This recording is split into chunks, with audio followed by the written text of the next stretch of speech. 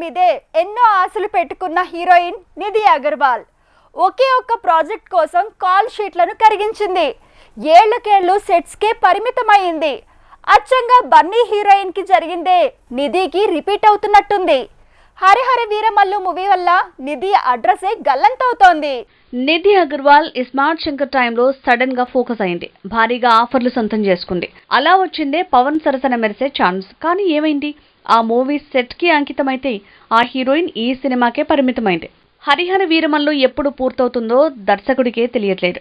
ఎవరిని తప్పుబట్టే ఛాన్స్ లేదు. పవన్ పొలిటికల్ గా బిజీ అవడంతో తప్పని పరిస్థితి అంటున్నారు. నిజానికి స్మార్ట్ శంకర్ హిట్ తర్వాత నిధికి పవన్ మూవీలో ఆఫర్ అంటే ఇక టాప్ హీరోయిన్ గా మారుతుందనుకున్నారు. కానీ ఏళ్లకేళ్లు హరిహర వీరమల్లు పూర్తి కాకుండా ఉండటంతో నిధి అడ్రస్ గల్లంతయ్యేలా ఉంది.